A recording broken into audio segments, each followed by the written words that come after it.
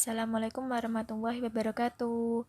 Di sini saya akan memperkenalkan nama kelompok saya yang terdiri dari saya sendiri, Enda Agustina, NIM 2018-53122, Cindy Murdiani Putri, NIM 2018-53064, Sela Agustina, NIM 2018-53065, Naimatu Azahra Alfida, NIM 2018-53083, Aida Elhami 2018-53086. Di sini saya akan membahas mengenai keterampilan penguji dalam tim yang gesit. Dalam video ini kita akan melihat apa yang akan kita bahas mengenai peran dan keterampilan penguji dalam tim yang gesit. Pertama, mari kita lihat gambaran penguji tangkas harus berkolaborasi erat dengan semua anggota tim lainnya dan dengan pemangku kepentingan bisnis. Tim yang gesit harus kompeten dalam satu, otomatis uji, pengembangan yang digerakkan oleh penguji, pengembangan yang didorong oleh tes penerimaan penguji kontak putih, pengujian kontak hitam, dan pengujian berbasis pengalaman.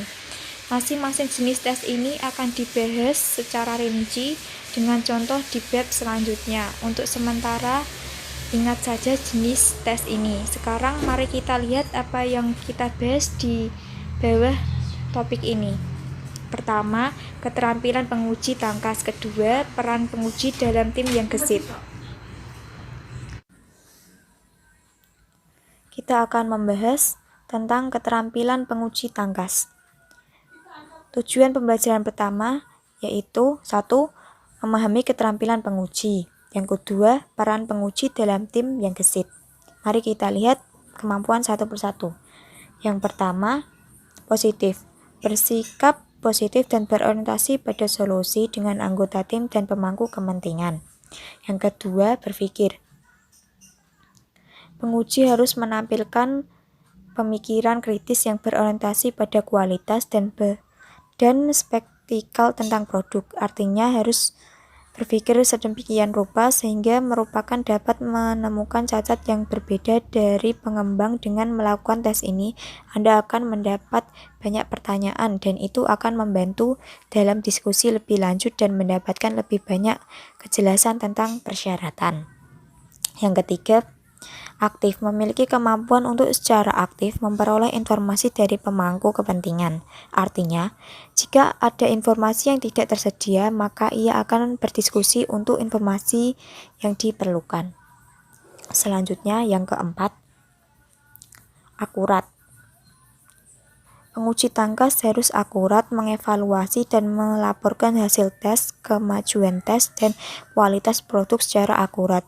Sampai sekarang kami menutupi keterampilan positif dan berorientasi pada solusi dengan anggota tim dan pemangku kepentingan. Memperoleh informasi dan memangku kepentingan daripada mengandalkan pada spesifikasi tertulis. Benar-benar mengevaluasi dan melaporkan hasil tes, kemajuan tes, dan kualitas produk. Yang kelima, efektif. Bekerja secara efektif untuk menemukan cerita pengguna yang dapat diuji, terutama kriteria penerimaan. Yang keenam, berkolaborasi. Berkolaborasi dalam tim, bekerja berpasangan dengan program dan anggota lainnya. Selanjutnya, yang ketujuh, respon cepat. Memiliki kemampuan untuk merespon perubahan dan cepat, termasuk mengubah, menambah, dan meningkatkan kasus uji. Yang kedelapan, termotivasi. Merencanakan dan mengatur pekerjaan mereka sendiri. Tes tangkas harus bekerja pada pertumbuhan keterampilan yang berkelanjutan, termasuk pertumbuhan keterampilan antar pribadi, penting bagi semua penguji, termasuk yang ada di tim tangkas. Sekian, terima kasih. Perkenalkan, nama saya Naima Azahra Alfida, NIM 2018-53083. Dalam kuliah ini kita akan mengubah peran penguji dalam tim tangkas. Tujuan pembelajaran di sini Untuk memahami peran penguji dalam tim tangkas ini ditandai sebagai K2. Mari kita lihat peran penguji tangkas dalam tim tangkas. Yang pertama, understanding atau pengujian. Terkait dengan strategi pengujian, yaitu dengan cara memahami penerapan dan memperbarui strategi pengujian sehubung dengan strategi pengujian. Kemudian menerapkannya. Jika diperlukan harus memperbarui strategi pengujian berdasarkan situasi pengujian saat ini. Yang kedua, testing atau pengujian. Poin berikutnya terkait dengan pengukuran pengujian dan pelaporan cakupan pengujian di semua dimensi cakupan yang berlaku. Di sini penguji harus melakukan pengujian pada fitur yang ditetapkan, dan setelah penguji selesai, maka mereka harus memberikan laporan cakupan kepada pemangku kepentingan. Yang ketiga yaitu tool atau alat. Terkait dengan alat yang memastikan penggunaan alat penguji dengan benar, itu adalah tanggung jawab penguji bahwa dia harus memastikan bahwa alat pengujian digunakan dengan benar. Poin keempat, mengonfigurasi, menggunakan, dan mengelola data pengujian. Peran penguji adalah untuk mengkonfigurasi atau menggunakan pengujian, dan jika diperlukan, dia harus mengelola pengujian. Data pengujian yang pertama adalah memahami penerapan dan memperbarui strategi. Kedua, melakukan pengujian dan memberikan laporan. Ketiga, memastikan bahwa alat digunakan dengan benar. Dan keempat, harus mengkonfigurasi penggunaan, mengelola pengujian, dan data pengujian. Kelima, pelatihan, yaitu melatih anggota tim lainnya dalam aspek pengujian yang relevan, melaporkan kerusakan, dan bekerja dengan tim yang menyelesaikannya. Peran penguji adalah menemukan kerusakan, dan ketika kerusakan ditemukan, itu harus dilaporkan secara efektif.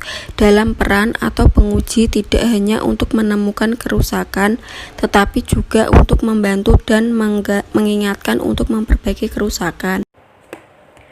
Perkenalkan, nama saya Cindy Murdani Putri, NIM 2018 53064. Keenam, terkait dengan coaching. Coaching anggota tim lain dalam aspek testing yang relevan. Dalam Agile Development, penguji bisa menjadi coach, sehingga bisa memberikan informasi kepada anggota tim lainnya mengenai aspek testing yang relevan. Poin berikutnya adalah penjadwalan. Memastikan tugas pengujian yang sesuai dijadwalkan selama rilis dan perencanaan iterasi. Poin terakhir terkait dengan pertemuan. Di sini penguji berpartisipasi secara proaktif dan retrospektif. Tim menyarankan dan melaksanakan perbaikan. Poin kelima terkait dengan cacat. Poin keenam terkait dengan pembinaan. Poin berikutnya adalah penjadwalan. Dan poin terakhir adalah pertemuan. Perkenalkan, nama saya Sheila Agustina, NIM 2018 53065. Di sini saya akan menjelaskan tentang 5-1 Equivalence Partitioning 1. Salah satu bidang berisi kotak box yang menerima nilai numerik berkisaran antara 18 sampai dengan 25. Mengidentifikasi kelas ekuivalen yang tidak valid. Pertama, kita perlu berkonsentrasi antara nilai yang valid, yaitu dari nilai 18 sampai dengan 25, dan kami perlu menemukan nilai yang tidak valid dari pilihan ini. Kita ada diagram kesetaraan, yaitu ada nilai yang valid, invalid, dan invalid. Nilai yang kisaran valid yaitu 18 sampai dengan 25. Sekarang mari kita lihat pilihannya.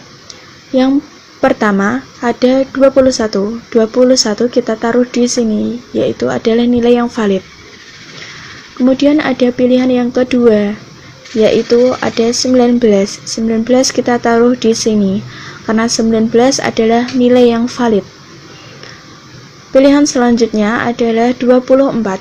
24 kita taruh di sini, karena 24 merupakan nilai yang valid. Jadi 21, 19, dan 24 adalah nilai yang valid. Pilihan yang selanjutnya adalah 17, dan 17 kita taruh di sini karena 17 merupakan nilai yang tidak valid.